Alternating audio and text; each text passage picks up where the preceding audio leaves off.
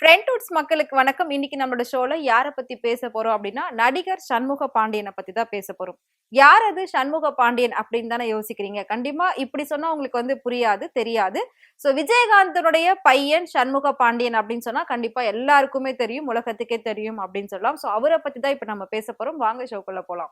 விஜயகாந்த் அப்படின்னு அந்த பேரை சொன்னாலே பிடிக்காதவங்க யாருமே இருக்க மாட்டாங்க. அந்த பேருக்கே அவ்வளோ ஒரு வேல்யூ இருக்கு. அந்த அளவுக்கு தன்னுடைய அன்பையும் தன்னுடைய மரியாதை பாசம் எல்லாத்தையும் கொட்டி காமிச்சிட்டு போயிருக்காரு ஒரு கேப்டன் அப்படின்னா அது விஜயகாந்த் மட்டும்தான். இந்த ஒரு வார்த்தை வேற யாருக்குமே சூட் ஆகாது. அவருக்கான ஒரு ரீப்ளேஸ்மெண்ட்டுமே இந்த உலகத்துல யாருமே இருக்க முடியாது அப்படின்னு சொல்லி அவரை எல்லாருமே புகழ்ந்துகிட்டு இருக்காங்க. அவர் அவரோட குடும்பத்துக்குன்னு ஒரு சில கொள்கைகள் எல்லாம் கொடுத்துட்டு போயிருக்காரு. அதுபடிதான் நாங்க வாழ்வோம் அப்படின்னு சொல்லி அவங்களோட பசங்கள் சொல்லியிருக்காங்க. இது மட்டும் இல்லாம இப்ப சண்முக பாண்டியன் அப்படின்னு நான் நடிகர்னு சொன்னேன் இல்லைங்களா. ஏன் அப்படின்னா அவர் விஜயகாந்துக்கு ரொம்ப செல்ல பிள்ளையா இருந்திருக்காரு. அது மட்டும் இல்லாம அவரும் ஒரு நடிகரை ஆக்கி பார்க்கணும் அப்படின்னு சொல்லிதான் விஜயகாந்த் அவர்கள் ஆசைப்பட்டிருக்காங்க. அந்த ஆசை இப்போ நிறைவேற போகுது. அப்பா இல்ல அப்படின்னாலும் அவரோட ஆசீர்வாதம் கண்டிப்பா அவருக்கு இருக்கவே தான் இப்படி ஒரு வாய்ப்புகள் அவருக்கு வந்திருக்கு. அது என்ன அப்படின்றத நம்ம டீடைலா பார்க்கலாம். ஆக்சுவலா நேத்து ஒரு ஆடியோ லான்ச் ரொம்ப பிரம்மாண்டமா நடந்திருக்கு. அது என்ன யாரோட ஆடியோ லான்ச் அப்படின்னு பாத்தீங்கன்னா விஜயகாந்த் அவர்களுடைய இரண்டாவது மகன் தான் சண்முக பாண்டியன். அவர் இப்ப ஹீரோவா ஒரு படம் பண்ணிட்டு இருக்காரு. அந்த படத்தோட பேர் என்ன அப்படின்னா படைத்தலைவன். அதோட டைரக்டர் யார் அப்படின்னு பாத்தீங்கன்னா அன்பு அப்படின்ற ஒருத்தர் தான் அந்த படத்தை ஃபுல்லா டைரக்ட் பண்ணிருக்காரு. அதுல இசையமைச்சது யாரு அப்படின்னு பாத்தீங்கன்னா இளையராஜா இசையமைச்சிருக்காரு. இந்த படம் வேற லெவல்ல ஹிட் ஆகும் அப்படின்னு சொல்லி எல்லாருமே ரொம்ப ஆவலோட எதிர்பார்த்துக்கிட்டு இருக்காங்க. அது மட்டும் இல்லாம சின்ன கேப்டனை நாங்க பிக் ஸ்கிரீன்ல மறுபடியும் பார்க்க போறோம் அப்படின்னு சொல்லி ரசிகர்கள் எல்லாருமே ரொம்ப ஆரவாரத்தோட வெயிட் பண்ணிட்டு இருக்காங்க. இது எல்லாத்தையும் தாண்டி நேத்து நடந்த அந்த ஆடியோ லான்ச்ல சண்முக பாண்டியன் தன்னை பற்றியும் தன் அப்பாவை பத்தியும் தன்னோட குடும்பத்தை பத்தியும் நிறைய விஷயங்கள் ரொம்ப எமோஷனலா ரொம்ப ஓப்பன் டாக்கா பேசியிருக்காங்க. அது என்ன அப்படின்றத இப்ப நம்ம பார்க்கலாம். அதுக்கு முன்னாடி இந்த படைத்தலைவன் படம் எப்ப ரிலீஸ் ஆக போகுது அப்படின்னு பாத்தீங்கன்னா May 23 ரிலீஸ் ஆக போகுது. ஃபேமிலியோட எல்லாருமே போயிட்டு விஜயகாந்த் அவர்களுடைய அந்த ஞாபகத்தை அவங்க பையனை பார்த்து நம்ம ரசிச்சுக்கலாம் அப்படின்னு சொல்லலாம். அந்த அளவுக்கு விஜயகாந்த் அப்படின்னா எல்லாருக்குமே ரொம்ப பிடித்தமானவரா ஆயிட்டாரு அப்படின்னு சொல்லலாம். சாப்பாடு அப்படின்னா அவரோட ஞாபகம் தான் வரும். எங்க சாப்பாடு போட்டாலும் அவரோட பேர் வச்சுதான் அந்த இடத்துல அன்னதானம்ன்ற ஒரு நிகழ்ச்சி இப்ப நடந்துகிட்டு இருக்கு. அவரு தான் நிறைய பேர் ஹெல்ப் பண்றதுக்கு இன்ஸ்பிரேஷனா இருந்திருக்காரு. அவரோட வழியில இன்னைக்கு நிறைய பேர் போயிட்டு இருக்காங்க அப்படின்னு சொல்லலாம். அதை தாண்டி யார் எங்க பார்த்தாலும் அந்த ஹெல்பிங் மைண்ட் இருக்கு அப்படின்னா அதுக்கு முன்னோடி விஜயகாந்த் சார் தான் அப்படின்னு சொல்லுவாங்க. அந்த அளவுக்கு பேரும் புகழும் வாய்ந்தவர் தான் நம்மளோட கேப்டன் அப்படின்னு சொல்லலாம். கேப்டனை பத்தி அவங்களோட பையன் என்ன சொல்லியிருக்காங்க அப்படின்னா அப்பா ரொம்ப ரொம்ப ரொம்ப ரொம்ப மக்கள் பணி ஆற்றணும் அப்படின்னு சொல்லி ரொம்ப ஆசைப்பட்டாரு. அரசியலுக்கு அவர் வர்றது பணத்துக்காக எல்லாம் கிடையாது. மக்கள் என்ன பண்ணாலும் சரி நான் மக்களுக்கு நல்லது பண்ணுவேன் அப்படின்னு தான் அவர் எப்பவுமே சொல்லிக்கிட்டு இருப்பாரு. அது மாதிரி அவர் எதிர்கட்சி தலைவரா உட்காரும் போது கூட அவ்வளவு விஷயங்களுக்கு குரல் கொடுத்துட்டு இருந்தாரு. அவ்வளவு விஷயங்கள் மக்களுக்கு ஆதரவா பேசியிருந்தாரு. ஆனா அப்ப யாரும் அவரை சரியா புரிஞ்சிக்கல. நிறைய மீடியாக்கள் என்ன பண்ணாங்க அப்படின்னா அவரை தப்பாவே போர்ட்ரேட் பண்ண ஆரம்பிச்சாங்க. அது மீடியாவோட தப்புன்னு நான் சொல்லவே மாட்டேன். அதுக்கு பின்னாடி இருந்த அந்த அரசியல் பின்புலம் தான். அவங்கதான் அப்பாவை தப்பா போர்ட்ரேட் பண்ணியிருந்தாங்க. இந்த மாதிரி எல்லாம் நடக்கும் அப்படின்னு சொல்லி நாங்க யாருமே நினைக்கவே இல்லை. எங்களை மீறி நிறைய விஷயங்கள் நடந்துருச்சு. ரொம்ப நெகட்டிவா நடந்துருச்சு. ஆனா அது எதையுமே அப்பா எங்க முன்னாடி வீட்டுல காட்டிக்கவே மாட்டாரு. இதையும் தாண்டி எங்களோட அம்மாவையும் சரி எங்க மாமா சுதீஷையும் சரி அவ்வளவு நெகட்டிவா எல்லாரும் பேசிட்டு இருக்காங்க. இப்ப வரைக்கும் அவங்க ரெண்டு பேரையும் ரொம்ப இழிவா பேசிட்டு இருக்காங்க. இவங்களாலதான் கேப்டன் போனாரு அப்படின்னு சொல்றாங்க. ஆனா அப்படி கிடையாது.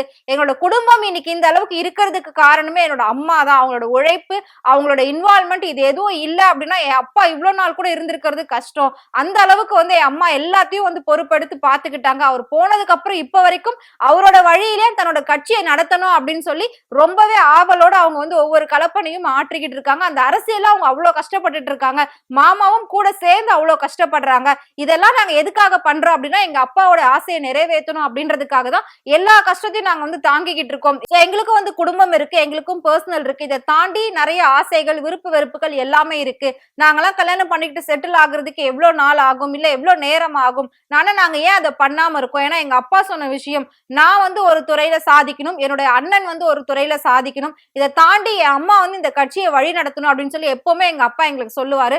அதை தான் நாங்க செஞ்சுக்கிட்டு இருக்கோம். அது இல்லாம இந்த கட்சி மூலயமா 4 பேருக்காவது நல்லது நடந்திருக்கணும், இந்த மக்களுக்கு நல்லது நடக்கணும், அதுக்காக தான் இந்த கட்சி அப்படின்னு அவர் ஒவ்வொரு தடவையும் மட்டும் சொல்லிக்கிட்டே இருப்பாரு. இதை தாண்டி இன்னொரு விஷயம் அவர் வந்து முக்கியமா பேசியிருந்தாரு. என்ன அப்படின்னா வடிவேலை பத்தி பேசியிருக்காரு.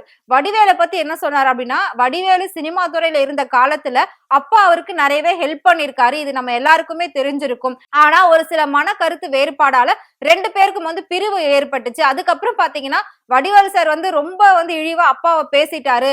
அப்பா வந்து கொஞ்சம் கூட முக சுளிக்கல, கொஞ்சம் கூட அவரை தப்பா நினைக்கவே இல்ல.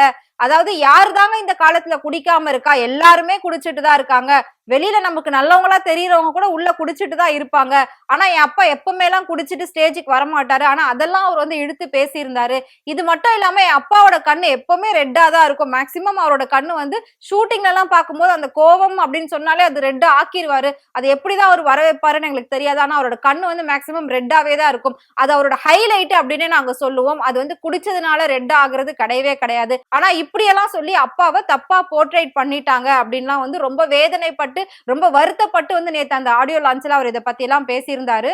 ஆனா அப்பாவுக்கு வடிவேல் சார் ரொம்பவே பிடிக்கும். ஏன் அப்படின்னா உண்மையிலே அவர் திறமை வாய்ந்தவர். என்னதான் வந்து மத்தவங்க உதவி பண்ணி அவர் சினிமாக்குள்ள வந்திருந்தாலும் அவருக்குன்னு ஒரு தனி திறமை இருக்க போய் தான் இன்னைக்கு இந்த அளவுல அவர் உச்சத்துல வளர்ந்திருக்காரு. சோ அதை வந்து நம்ம எப்பவுமே குறைச்சு எடை போடவே கூடாது. அதை குறைச்சு நாங்க பேசினதும் கிடையாது.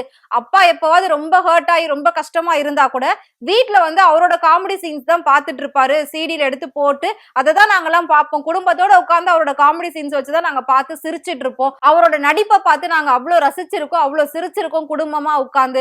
உண்மையிலே எங்க எல்லாருக்குமே அவரை பிடிக்கும். அவர் மேல எந்த ஒரு பிரச்சனையுமே எங்களுக்கு ஃபர்ஸ்ட்ல இருந்தது கிடையாது. என் அப்பா எப்பவுமே என்ன சொல்லுவாரு அப்படின்னா, அவர் இவ்வளவு மேடைகள்ல பேசியிருந்தாரு, இருந்தாலும் பரவாயில்லப்பா அவர் பேசினா பேசட்டும், ஏதோ தெரியாம பேசுறாரு, ஏதோ ஒரு அரசியலுக்காக அவர் பேசுறாரு, ஏதோ ஒரு அரசியல் பின்புலத்தாலதான் அவர் பேசுறாரு, உண்மையா அவர் இப்படி பேச மாட்டாரு அப்படிதான் எப்பவுமே எங்க அப்பா சொல்லுவாரே தவிர அவர் இப்படி அப்படின்னு யாரை பத்தி அவர் கெட்டதாவோ நெகட்டிவாவோ அவர் பேசினதே கிடையாது.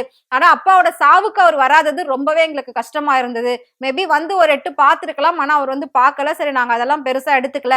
அப்பாவோட இன்னொரு ஆசையுமே என்ன அப்படின்னா, என்னோட படத்திலேயே வடிவேல் சாரை தான் காமெடியனா போடணும், நடிக்க வைக்கணும் அப்படின்னு அவர் வந்து முன்னாடி சொல்லியிருந்தாரு.